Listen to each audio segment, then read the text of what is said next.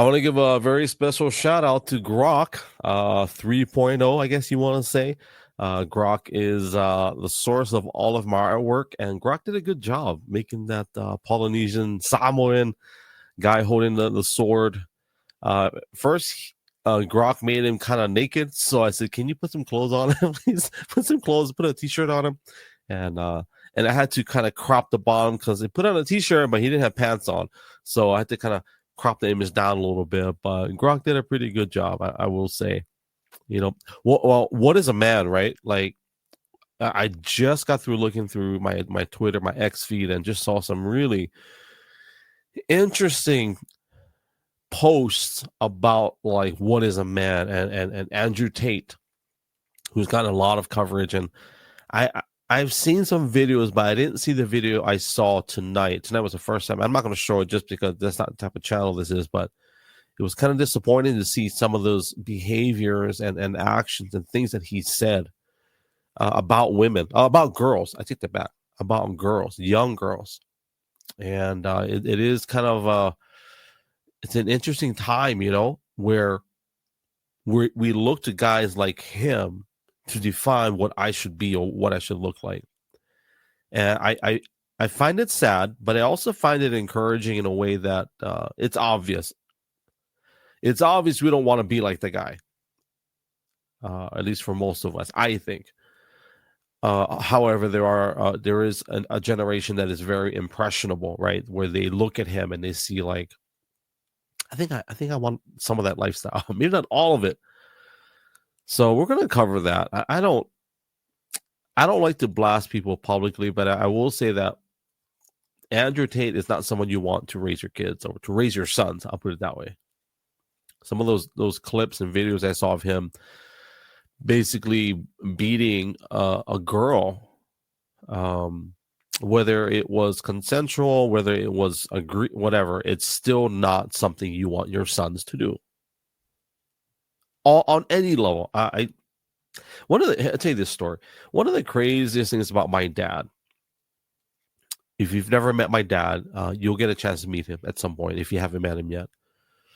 But I remember as a teenager, he told us, he always taught us to be respectful of girls. He says, don't ever touch them inappropriately. Don't tickle them. And it sounds weird, right? You're like, well, nothing wrong with tickling, but he gave us boundaries. And whether people would agree with my dad or not, he gave me the boundaries. He gave me and my brother the boundaries. And I'm grateful for that he gave us those boundaries. He could have not given us any boundaries, and Lord knows we might have had like kids at 15. It's like, who knows? So today I'm going to call all the men. And for anybody that's watching this live, thank you. To my YouTube, Twitch, Kick and Rumble, thank you. Some of you guys are going to pop in late on X, thank you. If you want to share this out, you're more than welcome to. I also want to throw this out there before I forget. If any one of you guys are going through something where you just don't have a way out, first and foremost, reach out. If you don't have anybody, obviously you can send me DMs. I have good friends at National Center of Counseling Services and Training where they are more than willing to, take on an extra case if they need to. So if we have resources, if you're going through something, if you're lonely, whatever it may be, and you don't have somebody to walk you through that chapter, please reach out to us. The other thing I'll throw up there if I can find it is that I know I have a call-in hotline, and it's kind of more for fun, but I'll take whatever calls. If someone feels that they need, to leave a message, and maybe it's like a 3 minutes long. I think the max we can take is 3 minutes, and you want to do it, by go ahead, put it up there. So that's our phone number is 541-903-8327. That's 541-903-8327. I'll leave it up just for a minute. But I want to call all men today, and maybe you don't have, maybe you're a single mom, or maybe you're the guy in the house, if you will, and you have kids or whatnot. So this is for you also. But my heart, there's something God put in my heart today is to deliver something that has value in that respect of how do we define what a man is today? And I'm grateful for the political direction. I don't like the politics, obviously, but the governmental direction and how there are things that are kind of steering back towards the middle, if you will, in the area of values. It's still not where I would personally take, but it's nice to see that there are some values that are there's boundaries being redrawn, or the old lines are being erased and then putting it back, right? So that's nice to see.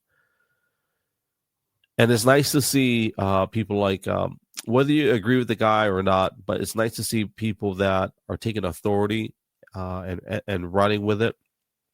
And like, I just saw a video with JD Vance where he went to the border, brought Tulsi Gabbard, who is fellow Hawaii native. Yes, sir. Gotta pump up the Hawaii people, bro. But it's good to see him speak and see her speak as well, and to just encourage and to support all of the law enforcement that are there. And so I'm seeing little pockets here and there of men stepping up. And there's a lot of guys on X, on Twitter as well, that I see that are painting a healthy picture of what a man should look like. And I'm not just talking physically, but I'm even talking about with values. A guy I did a podcast with, I want to say a couple of weeks ago now, Dominic Schroeder, amazing man of God. He's just made 1 year with his wife Corey, and power couple. I call them a legitimate power couple. Both retired military, just recently retired military, and they're going to live the American dream. So I'm grateful to have alignment with those people. So there we go. You called TNT. When was that put up? Just a few minutes ago. I try to catch comments as they come in. I think I just got it. But it's good to see you, TNT. I don't know if I called you out, or you just messing with me. So it's good to see that there are men. Oh, yeah, I just call my title. Hello. Whew. Nothing is over my head. I just saw Guardians of the Galaxy 3 again with my kids last night. But yeah, what is a man? Like what? I'm not going to put up the picture, but there's this picture of this. I forget who it was, where it showed through the generations of this big, burly, muscular guy with a hairy chest, beard, just, and then as time progresses, the physique of the man changes to where he starts to have feminine body traits. And I found it kind of troubling, because I do see, and I'm not picking on anybody, okay? So I'm not if you have, like a feminine waist, I'm not picking on you. That's not what I'm saying. But it was interesting to see that that there is someone paying attention. And I got long hair, so it's not like, no, it's funny because I recently got, how should I put it, in a friendly way, attention put on me by a lot of men in my circle, a body of believers, as we say, who are Christian, and they kind of, and there's a scripture that we talked about in Corinthians where about long hair men, but I, in a joking way, I'm like, for a lot of guys that want to be like Jesus, not a lot of you look like him. And I was making reference to my hair, but anyways, I don't know where I was going with that, but going back to that image, how physically, genetically, the bodies are changing. And I'm not talking about like muscular per se, or even size, but some of the images I saw where it showed the hips, the hip placement, the feminine hormones, for example. And I've been noticing that. I'm like, interesting. And a lot of it is diet, nutrition, obviously, and then whatever genetic things may have been put in our bodies, medical things throughout the generations. I'll say generations. Because one of the things I said to my wife when it came to vaccinating our children, and this is years ago, kids. So we're talking about 16, 10, 12 years ago. What if these vaccinations on our bodies, maybe it doesn't affect us directly, but as a genetic code gets passed off from generation to generation, and these vaccinations are put in, does it change it? I'm a firm believer it does.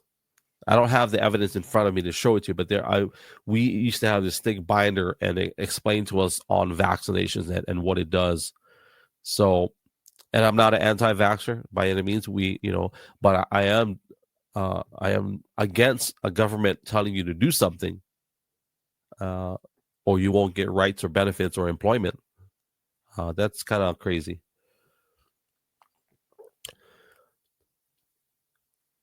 I think it's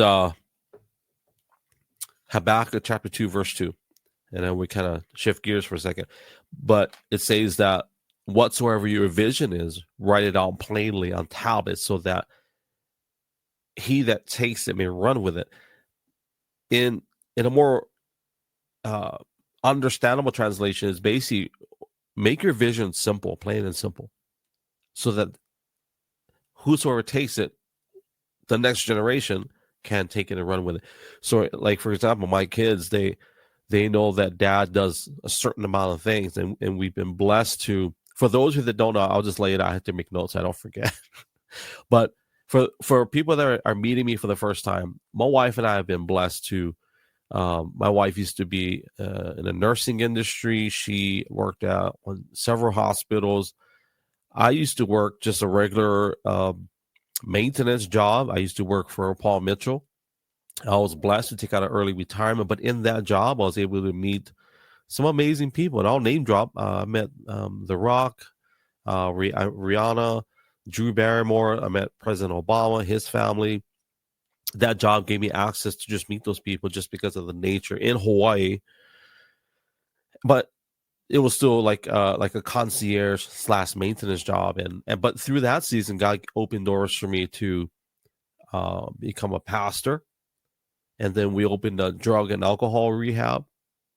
We're business owners. We have our hands in multiple cookie jars. We've been blessed to have really amazing business relationships in the tech industry, to Turo businesses.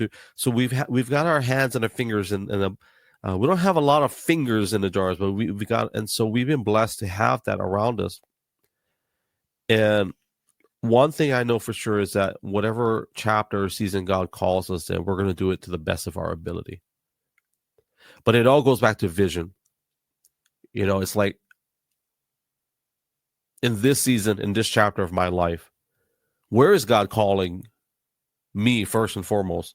And my wife right next to me, side by side, right? Is she walking with me, not in front of me, not behind me, not above me, not below me, but next to me?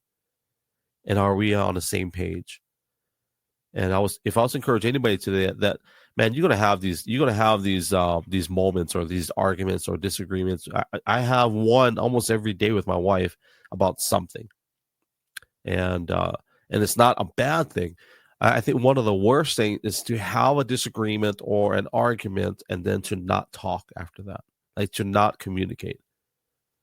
One of the best pieces of advice that my dad gave me was, no matter what you do in your marriage, you always fight for it and you always talk about it. If it means you're going to argue, then argue, but don't stop talking. And I was like, you know what? That's some really legit, honest advice my dad gave. My parents were together 47 years before my mom passed away. And had she lived, they would have been together for life. And my dad's pushing 80. So I will say, going back to, vision, but what is your purpose, right? What is your purpose in life? And a lot of us go through many seasons and chapters. One of my, I don't know if I've shared this a lot before, but in my younger days, I used to be in car sales. I sold cars. I did finance too. If I would say one of my most fun jobs out of college was definitely being a car salesman. I love being a car salesman. I loved being able to show a car and all the features, and of course, I love driving. So I used to race cars too in my younger days. So I love cars, right?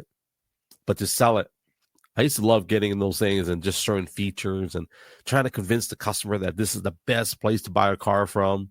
I didn't enjoy the stress of not making money sometimes, but I enjoyed just the aspect of it all. And of course being on TV. So that opened doors for me to be on TV and do commercials, and that was definitely fun.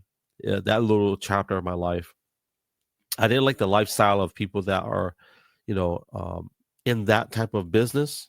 I'm sure the market's a little bit different now. From when I was in car sales, they didn't really have the internet like they have it today. So information was not that available. So it was still very tempting for a car salesman to lie. I can tell you some crazy stories, one of the best stories of this. So when you sell cars and you're a car salesman, let me tell you this story. You've got boots, right? For those of you that bought a brand new car, there's boots everywhere. There's like little cubbies, right? Well, I used to sell cars, and then there were times where I'd sit at my desk and I would just listen to the next salesperson. And it's amazing what you hear when you hear a salesman do everything in his power to make a sale. One of the best objections I ever heard was, I need to pray about it. And the salesman was like, I agree. I think you should pray about it. Salesman gets on his knees, hands and knees, and says, let's pray. Like, this guy just prayed with a customer. I don't know if that was a joke. I don't know. And another one I heard, which I actually used a lot, when someone says, you know what, I don't know if I want to pay, $20,000 down with an $800 car payment with an interest rate of 7%. I think I need to talk to my wife. And the best way to overcome that, I heard, was, well, let's go take the car to her. Let's go show her the car. And that's actually not a good one for the guy, but for the car salesman, it's a good one. So, I learned a lot of things in sales in that part of my life. And it all puts everything into this what do you call it? This mixing bowl of purpose in my life. Now, a lot of times we do things, right, that are not purposeful. They're not really our calling per se. And I've talked about it before, where some of us have a set of giftings or callings or things that we're really good at. And then sometimes we just don't walk into that. I think it's 1 Corinthians 16 says that to be on guard, right? Stand firm on faith, be courageous, be strong. But to be, I guess when I think of the word on guard, so my name is, for those, if you haven't picked it up earlier, my name is Gregory. So my parents named me Gregory. I wish I had a Hawaiian middle name, but they didn't do that. I think they wanted to have mercy on me when you sign papers. So if anybody has a Hawaiian middle name, it's tough when you sign legal forms. So going back, so my name, I'm brain farted for a second. My name Gregory, it means vigilant watchman. So I'm a firm believer that when you name a child something and you declare that over them, that God grants that, right? So through my whole life, I've always been kind of aware of what's going on. I may not have always reacted, but I was always aware, right? I've always been aware of what's been happening, what's been going around. So with that being said, with us as men, like, what is our purpose? What is our calling? Are we standing firm, standing guard to see, like, have you ever missed an opportunity where you know that you could have done it, but you just didn't? You didn't take the chance. Could be a purchase of something. It could have been like to ask the girl out. Have you ever regretted not doing it? I think we've all had a few of those in our life. Like did I miss it?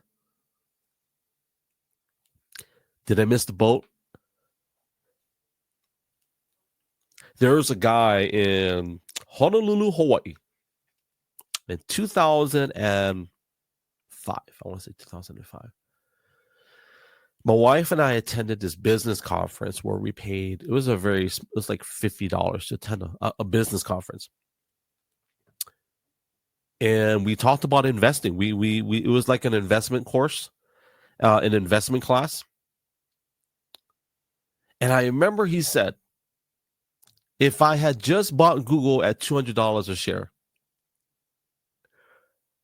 that's what he said. And at the time, I think it spiked to whatever, I can't remember. It might have been cheaper. I'm trying to remember. It was a crazy amount. Back then, it was crazy. And I remember him saying, "Did you miss the boat on buying, Google?" At the time, Google was only one. Okay, now I think they split it up into two. And let's ask Google. Hey, Google, what is the stock price of Google? According to Wikipedia, a share price is the price of a single share of a number of saleable equity shares of a company.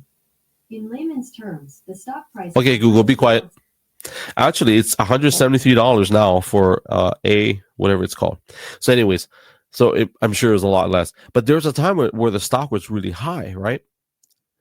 And imagine if we always have this conversation. Imagine if you got in at this time, right? We've all had that discussion.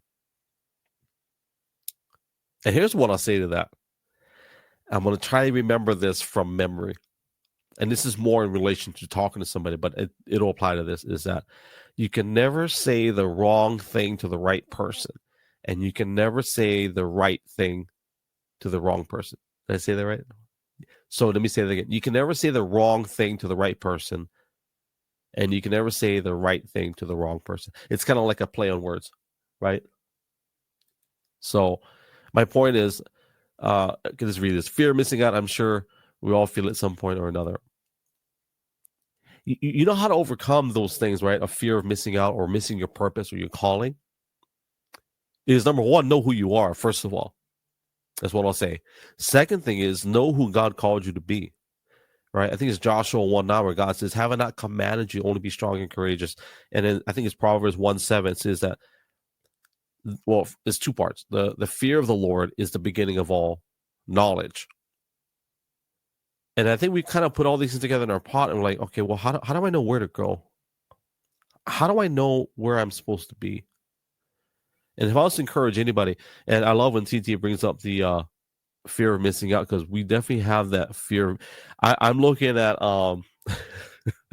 so my wife and I we're so if you guys follow me on Twitter or on X, my wife, she's slowly migrating into my crypto accounts to where she's gonna be more active in this. She's always known what I have. She just never really educated herself in that. So there's a time my wife and I used to do penny stocks back in the day. So she knows all about that. But when it comes to crypto, it's a little bit.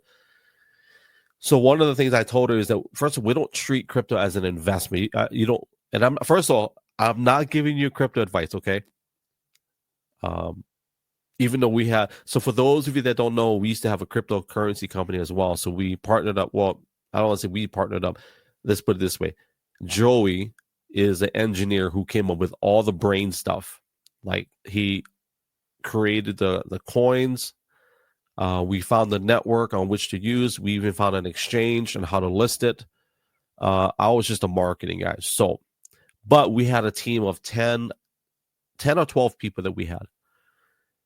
So that being said, even though we've had all that, I'm not giving crypto advice. I'll just say this. I would never coach anybody, including my wife, that, hey, let's do it as an investment. No, it's a business. That's how I would treat it, right? It's a business. You're going to have losses. You're going to have wins. So treat it as such. So this is a long tangent. But for anybody that has read Robert Kiyosaki's the cash flow quadrant, you got your E and S on one side. You've got the B and I on the other. Okay, so E and S is employee, self-employed. They're in the same category. Okay, the B's and the I's are on the other side. And the fundamental difference between the two sides is that one has time leveraged where the other side does not. So, but anyways, I equate our crypto. I equate our crypto to the B and the I side. not necessarily the I, but on a B. If you haven't read the book, it's a great book. It made me cry. Ain't gonna lie.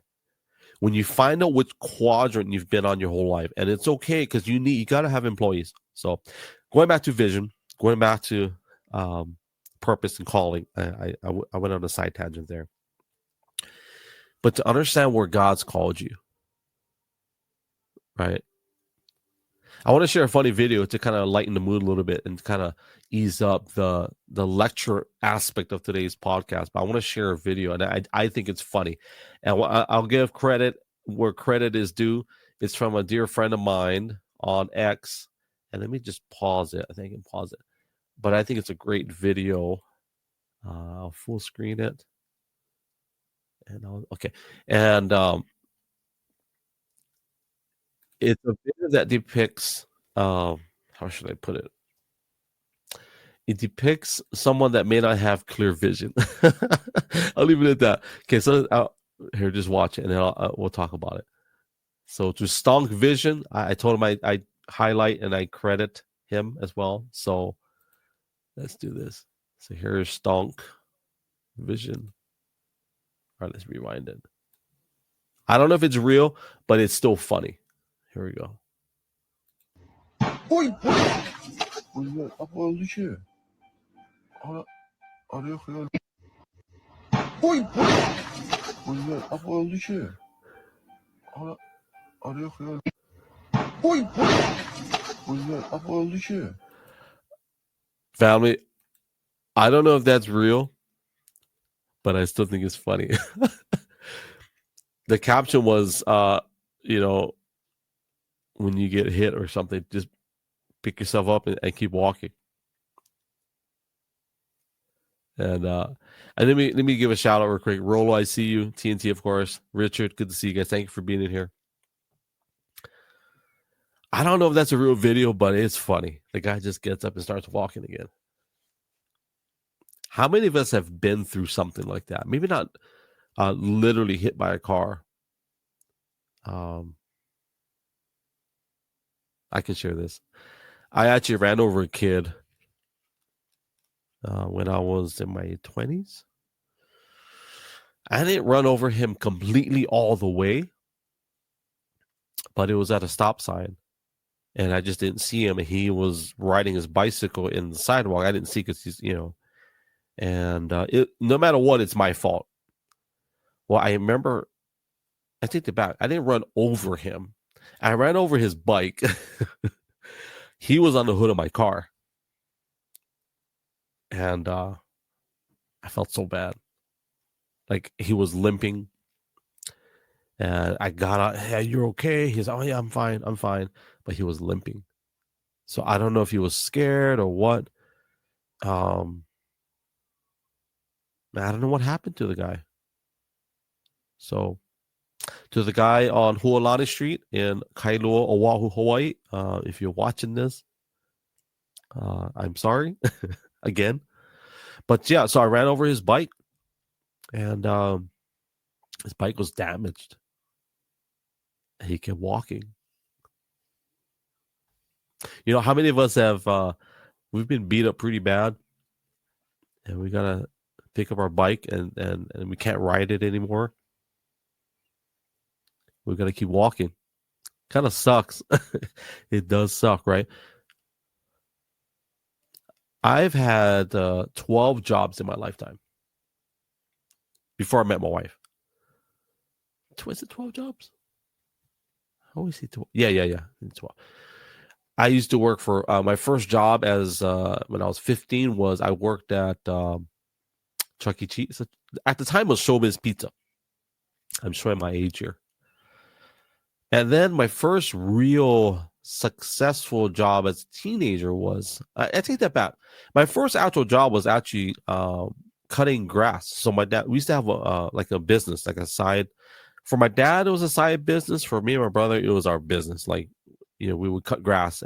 And so we had a lawnmower. We stick it in the back of a station wagon. We had this 1973 Chevy Laguna station wagon where my dad would stick his lawnmower, and we had the rakes and bags, and we would charge, I think it was like $50 to cut grass. I think back then I was a lot, but we did good. We did a good job. I think we did. And that was my first actual job that paid money. I didn't get paid a lot because we had to split the money, 3 ways. So, but it was our business. It was our first actual business. And but going back to my regular job, my corporate job was through Hardee's. Hardee's of Malden, South Carolina. And my boss at the time, he was a retired NFL football player, and his name was Alphonsus Lamb. He was a center. I remember he was huge. He was just massive white dude, big butt, huge quads, and when I say big butt, I'm not talking about like fat. I'm talking about big, like butt, like muscle, and I wasn't looking at him that way. I'm just saying, like, a football player when you see one, but when you see certain types of football players, that they had one job and one job only. Like, that's all they did. They didn't do any running. They didn't like go run 100 yards. His job was literally on the line, So, and even my one of my cousins, Jared Nehe, he's the pastor of His Highest Praise out there in Hawaii. You look at his body, Brother Man's not a quarterback. He could be a quarterback, but he's definitely not a wide receiver. You look at his body, okay, this guy, he camped out. He was like a linebacker. You can just tell. So anyways, my first job, Alphonsus Lamb, he used to play for the Steelers. That was my first actual boss, like, what do you call that? 9-to-5 job boss. And we worked hard. He taught me how to work hard. And there's another guy, I can't remember his name. I just remember he liked to smoke cigarettes. But we used to clean, and we used to use bleach. Here's a funny.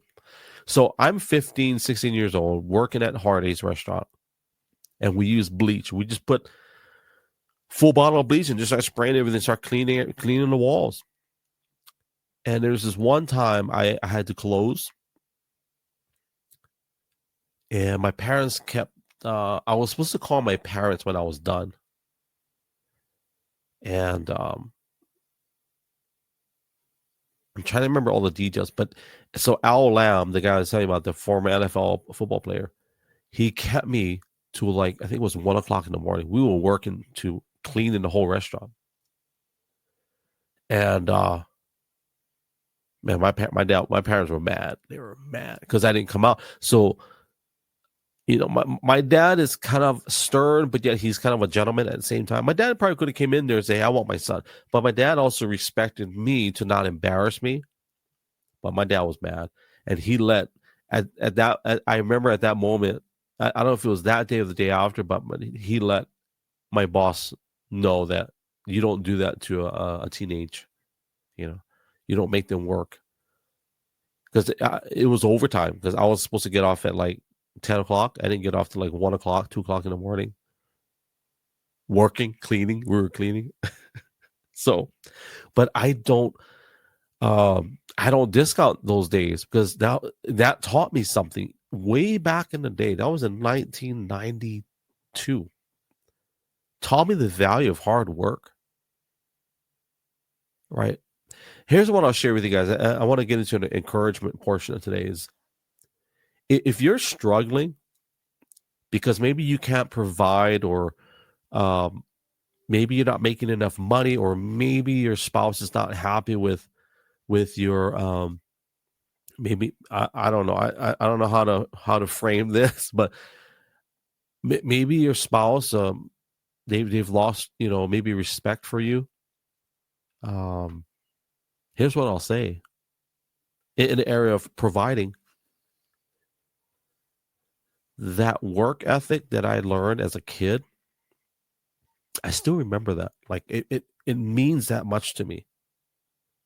And there have been times where, we've got some bills coming up, and I'm like, man, I have a hard time sleeping. I would wake up super early and I just can't go back to sleep, you know what? I'll just work. Right? I was like, okay, I'll just work. And it's those moments to me that are very important. I think that's something we don't have in this generation where people will just go to work and do what you got to do to provide. You know, back in the 90s where I grew up, we didn't have the ability for you to go create your own business online or, you know, to sell coaching, life coaching courses, or we didn't have the ability for you to like design apps, right, and sell it and get ad revenue. We didn't have the ability to download an app on your phone and to go do DoorDash or Uber Eats, or you can do whatever, Postmates, or like you had to go put on a suit and tie with a nice shirt, go fill out a job application, put that piece of paper on the counter, say, hey, if the manager's available, I'm willing to do an interview right now. That's how we got jobs back then. You'd have to go and actually physically go into a building and ask them, do you have any job openings? I'm willing to work. That's how it was back then. Today it's like, I'll download an app, and which is great, right? Because you can choose your hours, right? And we've all, for people that are hustlers, we've all done that. You trip out the amount of hours that I've worked over the years at the weirdest times just to provide income for my family. And then we have kids, right? So it can be everything. For those that know Joey, the cryptocurrency company that we had, I would be doing my 9 to 5 job, and then we do our meetings on Zoom with our team, you know, and I'm tired. I think everybody's tired. We all have day jobs and whatnot. And there's just so many things that if you follow my course of history in my life, that there's so many things that you do what you got to do, right? So if I was to encourage anybody is to find that work ethic. There's a saying that I've said a lot is that if your why is strong enough, your how becomes easy. I'll say it. I've said it a lot, but I'll say it again. If your why is strong enough, your how becomes easy. Some of us, it can be kids. Some of us, it can be a spouse, or it can be someone that's in a hospital, someone that's, you know, unfortunately gravely ill, and we got to take care of, you know, whatever, property, business affairs, homes, whatever. But I want to encourage you, whatever that why is, write it out, define it. I have a whiteboard behind, you can't see it, but I have a whiteboard. Where is the whiteboard? Have a little whiteboard that my wife and I, we pass. So before we, you know, it's got dreams, goals. Some of it has upcoming bills and payments. We write it out, but we have it there. One of the things I have, and I'll share this with you.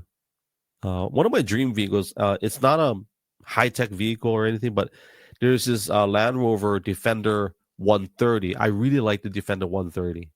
For if you know what that is, it's got the extra cabin in the back. It doesn't have a big engine. It's not an electric vehicle. It is a Land Rover, so it may have some reliability issues, but I like it, and I have it on the board. I've had race cars when I was younger. You know, I used to race Subarus and all. I had a Ford Mustang.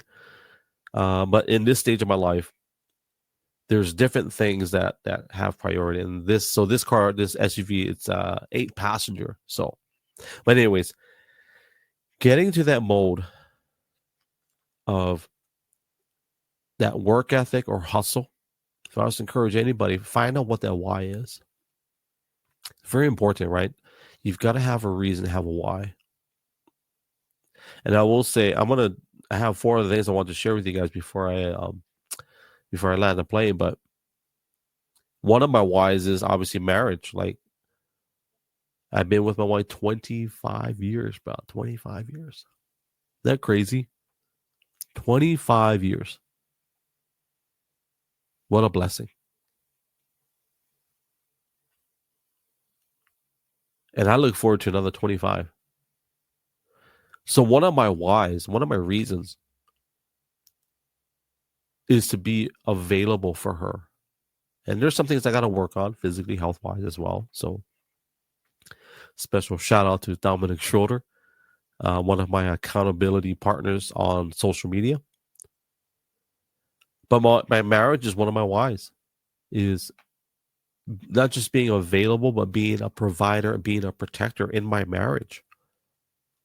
I'm not sure how much I'm going to share on this part because this is more of Fight for Your Marriage series, the one I've done with my wife. But for all men, if you're married, man, you protect your spouse. You defend your wife at all costs.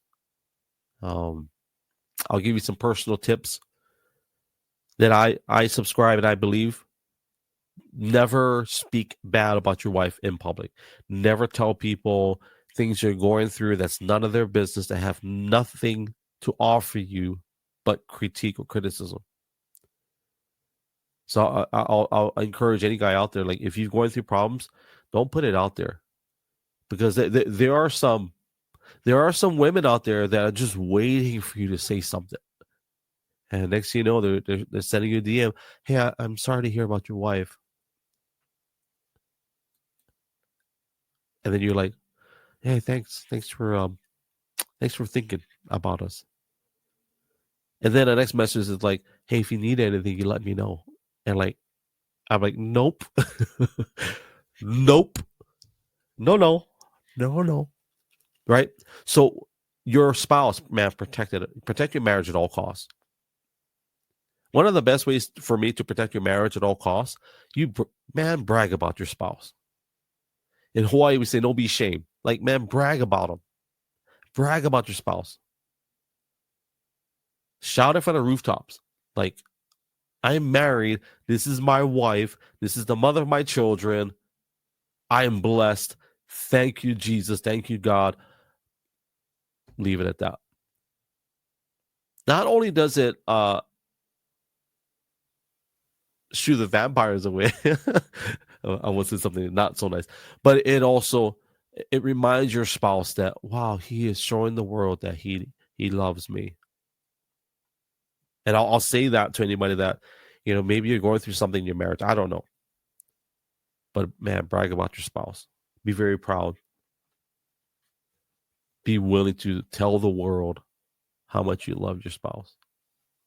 There's a ton of scriptures in the Bible. I'm not going to share them, but in the area of marriage and, loving your wife as Christ loved the church, all that stuff. I think one of the tragedies I see on social media, I'm going to pick on my ex-family for a second, but one of the tragedies I see a lot on social media, especially Twitter, on X, is that there's a lot of married people out there that I see, and my heart breaks for these marriages. Whether it's good or bad, I don't know. But my heart is heavy when I see guys that are married and nobody knows that they're married, like a very select few. And if you're protecting I do get the protecting the privacy. I understand that. But there's other behaviors attached to what I'm talking about that are flirty in nature. And my heart is heavy for that, because I know that there are women out there that have no desire to honor or respect your marriage. They just want to get you in the DMs and set something up. And that's where I was, my heart gets heavy, I'm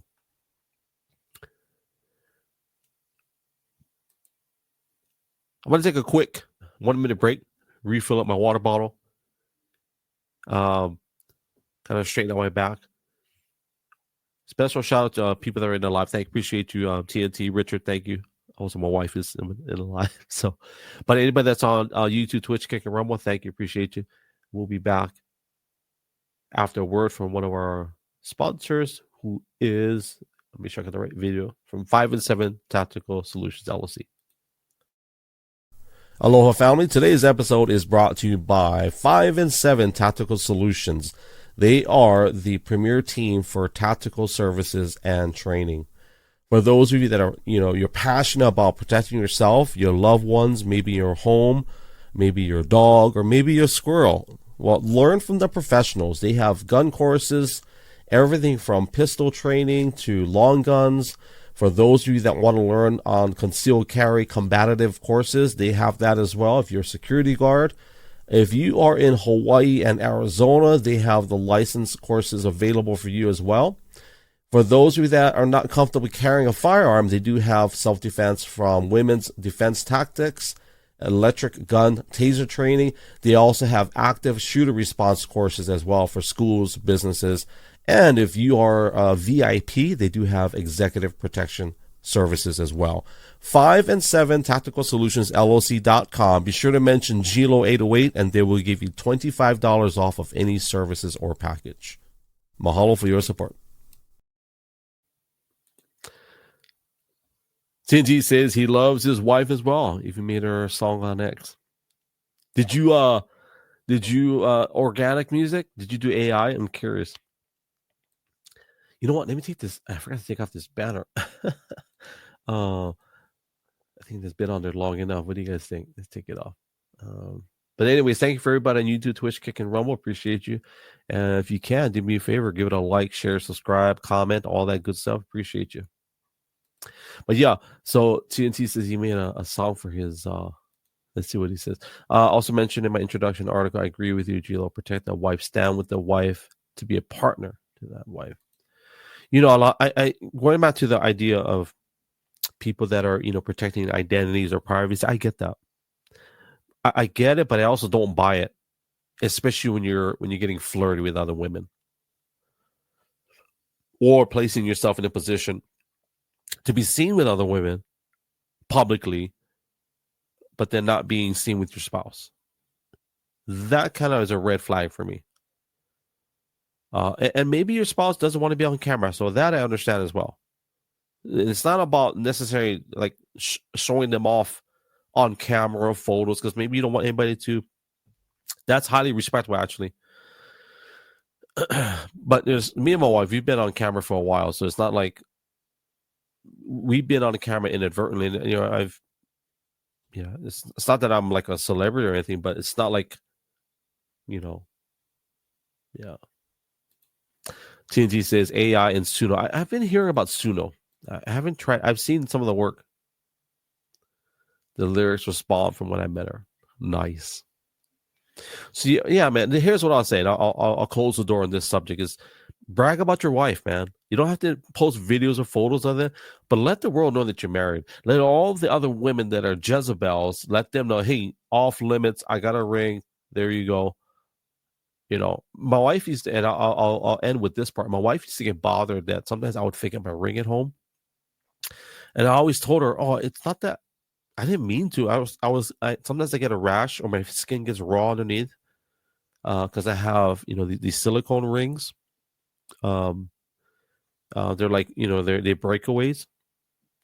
So sometimes I take it off to kind of like tend to my skincare. So, and then I forget it, and then she gets bothered by it, and I never really, I don't want to say never. I didn't quite understand the urgency of it the way that she did. You see, I think with guys, we're very possessive in the sense of domain. This is one of the things I was talking to my wife about our sons, because we were raising. So we had 2 boys, 2 girls. One of the things I want to talk about children right after this, but one of the things about guys, we tend to be very territorial in terms of domains. And the way that God created us was to be providers and protectors. And in that genetic makeup of who we are, we tend to get possessive and even accumulative, if that's the word, of possessions or things that we think define us. Perfect example. You look at any guy that's trying to flex in life. He's probably got a nice car or a nice truck. You know, he's got a lot of things, physical things, right? And I'll even go as far to say that they spend a lot of time on their physique, making it look really, really good, so everybody can see what they've got. But then there's a deficit somewhere, right? So. Since he said, I lost so much weight recently that mine just flies off. The wife is just like, wear it around the neck. That's a good testimony right there to lose that much weight where your ring just slides off. That a lot of that could be water retention too, right? Especially around the fingers. Because I think our fingers aren't typically very fatty. Unless you're super gifted, But I think a lot of times our hands tend to retain water very easily. But getting back to the possessions and the how we accumulate things, and so, but then for women, I'm not going to speak for women because I'm not, but for my wife, when I'm not wearing my ring, it's not so much of a like a possession for her, but it's almost like a mark, if you will, a branding, if you will. Like when I wear this ring, this lets the world know that I'm taken. This is my spouse. That I when I touch it, like, oh, okay, it's not that I need it to, but when you touch it, oh, when you touch it, oh, it's like, oh, I wonder what she's doing. Right? It's not just a visual, like, I was going to say swing, but swing is not the right right reference. But you know what I mean? Like when your hand goes up, immediately all the ladies are, oh, right? And I'm not saying that's what they're saying, but so I'll close the door on that when they're in marriage, and I'll just say that if you're married, shout it from the rooftops, protect your marriage at all costs. Do not give anybody any reason to think that they have permission to open that door of infidelity or whatever the big words are you can use. Adultery. No. Not at all. Kids, which comes right after marriage. So for any man out there that maybe you have kids, maybe you don't, maybe you want, and maybe you don't want, I will say this. Yeah. If you love yourself so much, having kids is probably the most amazing thing to do if you love yourself that much. I'll leave it at that. It sounds funny, but man, when you have kids, they're such a great representation of who you are. And if you're an amazing guy, imagine having a bunch of little yous running around. One of the best. It changes your life. And whether you can have them biologically or through adoption or even through fostering, they change your life, period. Obviously, adopting changes your life a little bit more than fostering. But my wife and I used to foster. We fostered 3 kids. 4. She had my oldest daughter who we adopted eventually. So it changes your life. I don't have the stats to pull up, but I took this course back in 2012. It was a manhood course. It's actual manhood course. And in this course, they give you this sword, kind of like one you see behind me, but that's not. I have another sword. That one's in storage in Hawaii. I got that one in Oklahoma City. But anyways, this course was talking about how men today are so focused on enjoying life, doing extreme sports, traveling, doing all the crazy things because they want to do it all before they get too old to where they can't do it anymore. And I totally understand, and I agree with some of the activities and stuff like that. The problem with that is that you just created a generation of men that have no desire to have a lasting, meaningful relationship with one person and starting a family. You have a generation of men that are going hard until they turn 30 when they feel, okay, now that I'm 30, now I'm ready to settle down. Because I've done the traveling, I've experienced the world. Now let's start a family. Well, there's some issues with that on so many different levels. I won't go into details about it, but one of the problems is that now you've literally erased 10 years of family time or being available for your grandchildren. You've taken 10 years off the clock, if it's only 10 years.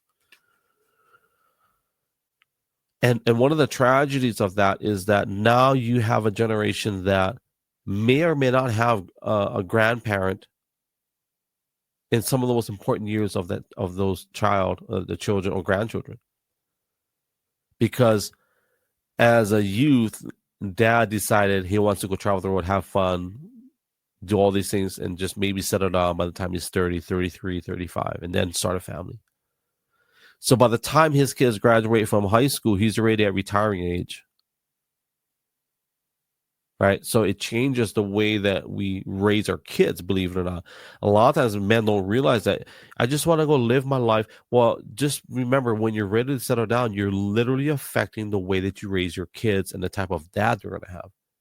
They're going to have a dad that's in his 60s by the time they're in college versus the dad that maybe in his mid 40s. And that's huge. That's a big difference. It really is. So now my kids, because we had them kind of late, so I'm speaking from experience. I'm trying to do the math here. So and part of it was my wife, we weren't able to conceive. So we got married when we were 23. I was 23. I think by the time I was able to have kids was 5 years later. Something to that effect. So we were kind of pushing the 30 boundary. So I will say, though,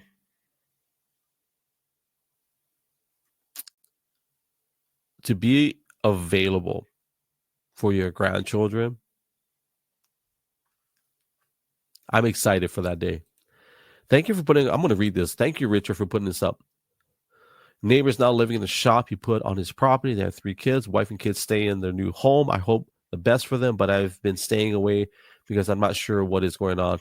He doesn't come in till about midnight and starts feeding the animals then. Interesting. Sounds like you're in a rural area. It sounds like, possibly, potentially. But I look forward to being with my grandchildren. I want to hold. So my wife, I'll share this story. Where were we? We were grocery shopping. I think it was yesterday. And there was this young couple, and they had this. I think they have 2 kids. I think they had 2 kids, or I can't remember. I mean, at least one. And they had this cute little girl, little munchkin, and I just started smiling. And I look at the couple, and I'm like, I remember those days.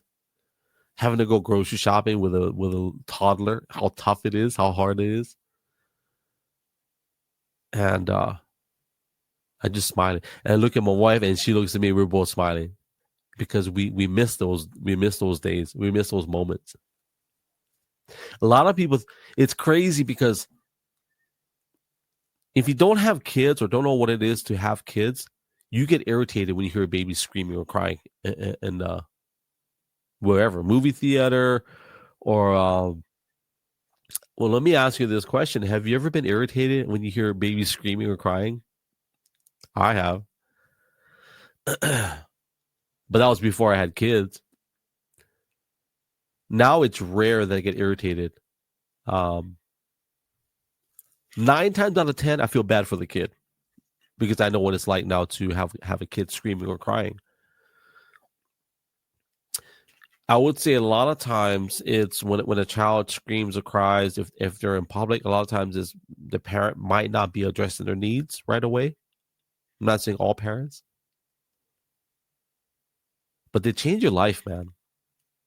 They do. My oldest daughter, she graduated college, got married. She's living in New York. They change your life for the better. And I will encourage any guy out there, if you are considering marriage, definitely consider having kids too, because it kind of comes with in a category. So when I came up with this title today, I just wanted to share all life experiences that I can share with you guys. And one of the things really is those 2 things is marriage and kids. Like the 2 change your life. Having the children changes your life on a generational aspect. It really does. My youngest son today, we had a tough talk with him. And one of the things we talked about is honor and respect. And if I was to give some advice today, I'll say this.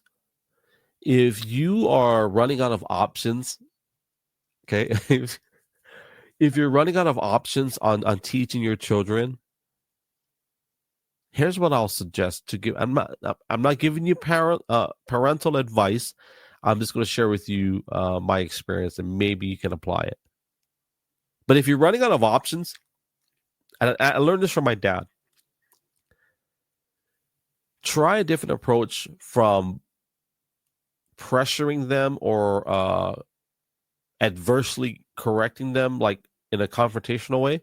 I'm not telling you to be passive, be soft, or to be compromising.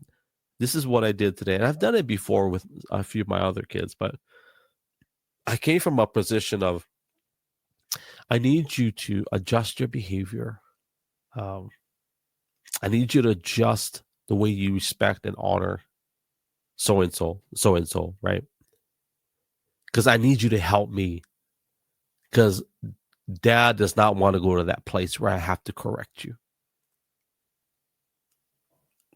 in this matter. So rather than put it on them like your behavior sucks, you're a bad kid, you're evil, naughty, blah, blah, blah. You're like, can you help dad? Please, can you just help dad? Help dad to become a better father. Right? And I mean that because I don't want to go there, right? So I would encourage any guy out there, if you want to be a good dad, practice. Yeah. Both the law of changes to medical outside of the enrollment window. Gotcha. That's true. That is true. That's a good point. But yeah, I would encourage you, if you're running out of options and your kids are defiant or now, here's what I'll say in the era of parenting. Not every child receives love the same way. And I've talked about this before, right? So one of my kids, he's very touchy-feely, right? He's got to have the hugs, got to rub the back, even cheek to cheek, just, embracing. And you don't let go until he's ready to let go. Now, I'm just using that as an example. And one of my other kids, he's not a hugger. He's the one that hugs you sideways. You ever had a side hug? Like not even full body embrace. He hugs on the side. That's him.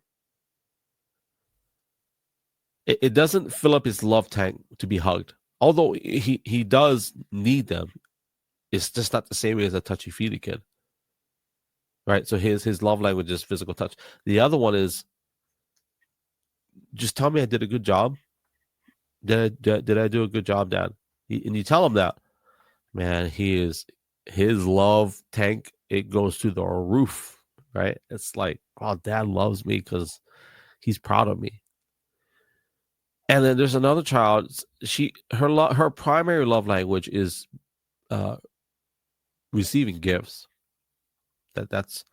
And then I'm not saying that they don't have the other love languages, but there's certain things that fill up their love tank more than others, and hers is receiving gifts. Now, she's one of those people that she needs to spend time as well. So as a parent, I would encourage you to, if you haven't already, get the book by Gary Chapman, The 5 Love Languages for Kids. It's a good book. It's not the end-all, be-all for being a great parent, but it does help a little bit. It helps you understand when your kids may not respond a certain way. I believe, I'm a firm believer that it does help in that area. It really does. Every child is different. I agree as well. Every child. And then it goes for marriages too, right? Which they have a book for the adults. And it all leads into I'll land it on this portion. I think this is a good place to land, is going back to purpose, right? And I'll say it again, Habakkuk chapter 2, verse 2. In the Bible, it says that whatsoever your vision is, write it out plainly on tablets, so that he that takes it may run with it. And in a very simple language is, whatever your vision is, write it out simple and plain, so that the people that follow you, could be your family, your spouse, your business partners, whatever, that they can take that and run with it, right? And once you get that in line, one of the things that I've quoted this before is that this is not a preaching podcast, but I will say that one of the things the Bible says is that my people, they perish for lack of vision. If they don't have vision, they perish. Yeah. Richard says, I'm as far out from town as possible.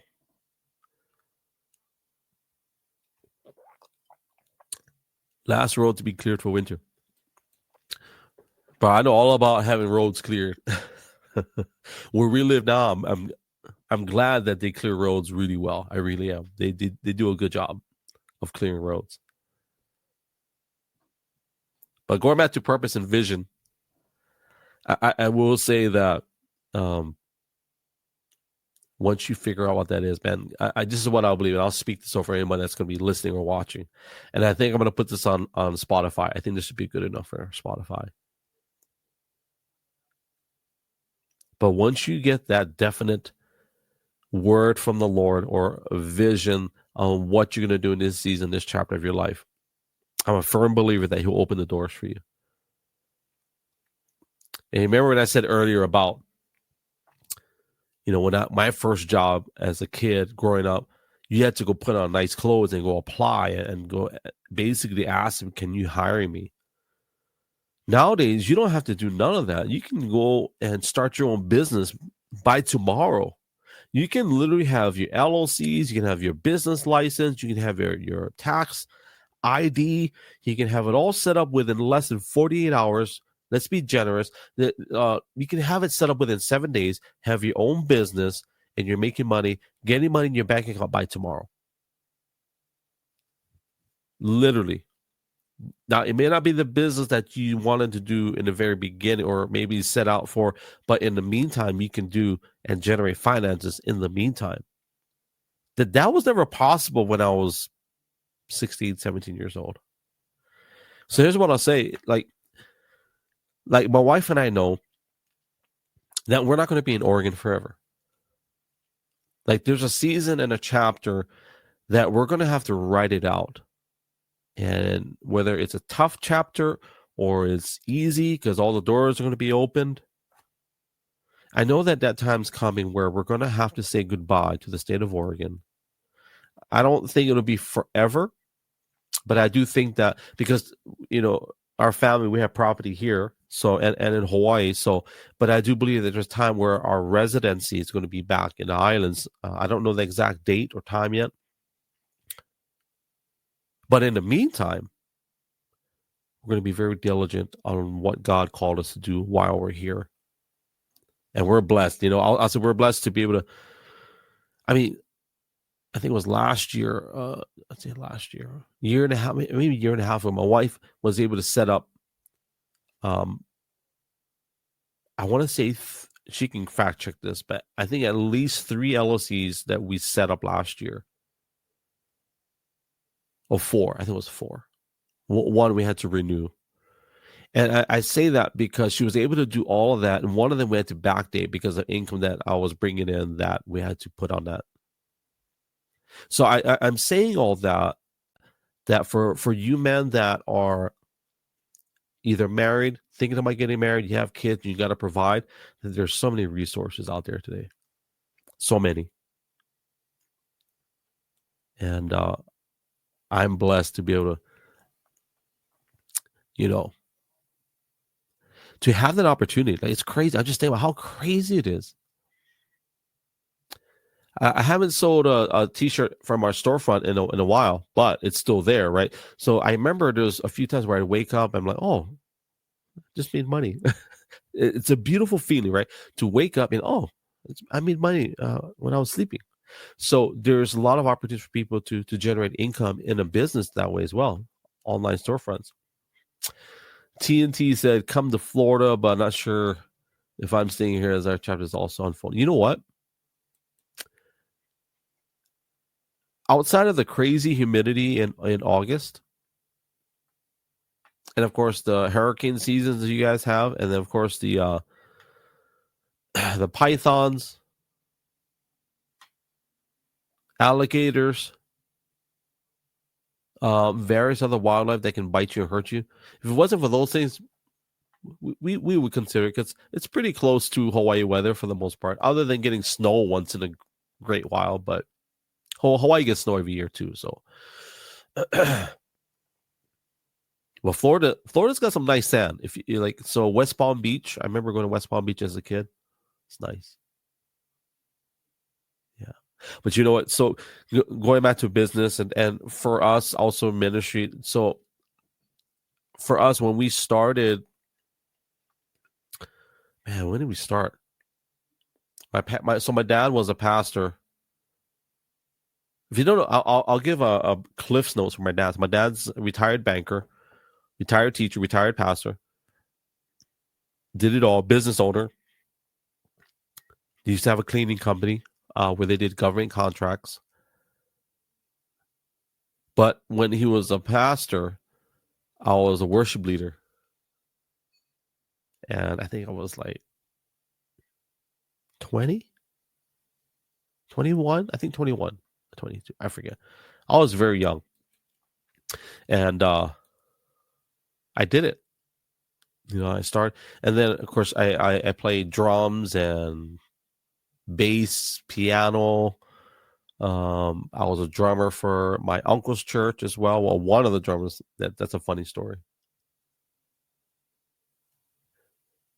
Richard says, beware the sinkholes in Florida. I agree. Sinkholes of death. Goes to another dimension. But so in ministry, we've been I've been a worship leader through my dad's church, played music, did some short-term professional music gigs with my brother's band. There's another band I was a part of. I was a drummer for a rock band. This is when I was in the world. And it wasn't a successful band at all, but I did it. I was also a drummer and a guitar player in another band, which we did. It's like a Christian band. That was when I was older. And then we started pastoring in 2019. We took over a church in Kailua, Oahu. There were some organizational, how should I put it? Differences. So we left that denomination. We planted our own church, which is non-denominational. And God's opened doors for us in that way. Now, since we're here in Oregon and our church is in Hawaii, obviously it's logistical challenges, right? So we're believing for God to open doors that will, because we really don't know what chapter, what season in that era just yet. But we do know that our first priority in Oregon is to minister to my brother, to be here for him. And in the middle of all that, we've been blessed to have partnerships with people. Dr. Vanessa Battle, some of you may have met her on one of my podcasts. She's a business partner, a mentor as well. And we took a business course from her. And we also have, we've done a couple of business partnerships with her. She's also one of the, she's the founder of Katura Farms. It's a nonprofit organization based out in West Africa. And so we were just, God bless us with some good people, some really good people to be around. So what I will close it out on is this for the men, and I'll keep hammering it in, is having a vision. Because for lack of vision, the Bible says my people perish. And if the head of the household can't have vision, how else are we to lead our families? And even today, I gotta end this. I gotta do some work. But how else can we lead our families if we don't have vision? And everything else I talked about, it all falls into this funnel of how we can be the best men that God called us to be. Right, created us to be, our DNA. I think Psalm 139, the Bible says that when the psalmist writes, even before you were born, I knew you. Even before you were in the womb, right? You were carefully, fearfully, wonderfully made. Every detail about our bodies or DNA, and that his thoughts over us outnumbers the grains of sand in all the universe. And I thought about that scripture. Wow, okay. So we do have purpose.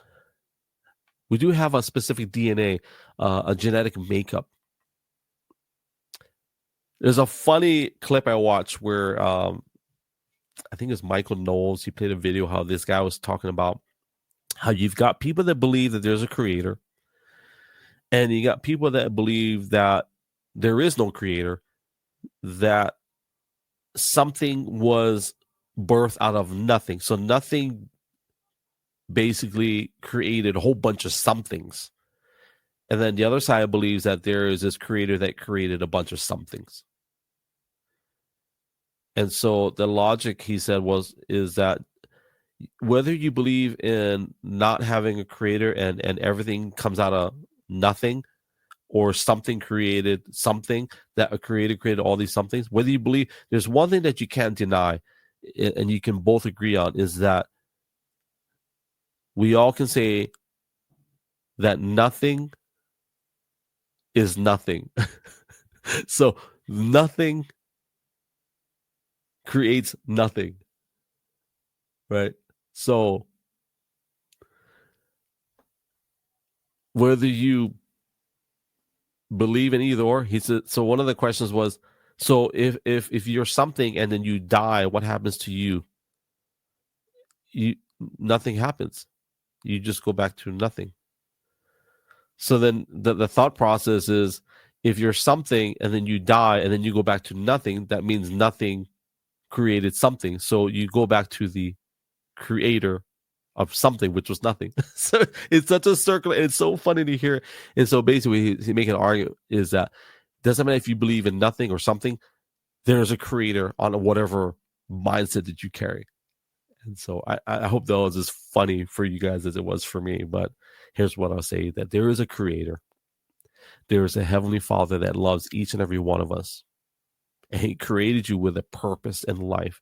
He created you. He had a DNA, your blueprint that is just yours and yours alone. And then when he created you, he took that mold, threw it out, and said, okay, there's only one of this guy. And that he wants and desires the best for us. Right? And so I'll leave it at that. And I hope that encourages somebody to go out there and go seek, like, okay, wow, there is something I should be doing, right? So for me, I got to go get some work done. But I'm glad I did this. This is part of my work, actually, doing a podcast, doing a recording, put it out there. And I appreciate every one of you that were in the live, whether you are on replay, YouTube, Twitch, Kick, or Rumble, on X. X has my most organic live audience. I appreciate that. However, my Rumble, I appreciate you all. To people that are on Rumble, thank you. I appreciate you. I can't access analytics live on my Rumble, but I appreciate you guys that are on Rumble as well. Rumble is great. I love Rumble. So thank you guys as well. But going back to purpose, fam, I just want you to know that God loves you. And if anybody is going through something very, very tough and you don't have someone to reach out to, please, I'll put it up there before I close it out. There's a number. It's 541-903-8327. That's 541-903-8327. That is our call-in hotline. We don't get a lot of traffic, but I figure, you know what? I'll put it out there. And if we get it, it's worth it. If one person, I've had a few call-ins, just so you know, I'm not saying it, but if I get one call-in and says, hey, can you pray for me? Makes it all worth it. So once more, 541-903-8327, 541-903-8327. I almost breathed for it in there. So, all right. That is it. I just want to say thank you for your time, your hearts, Super Hearts, your data, all that good stuff. And I hope you guys have a blessed rest of your weekend. To TNT, everybody that was on there on the live, appreciate you. Richard, and then everybody else in the shadows. I seen you come in. I just didn't want to acknowledge you because I don't want to embarrass you guys. But thank you. As I always say, love you guys. God bless you guys. Ahui ho, aloha, and mahalo. Yes, sir. Chew.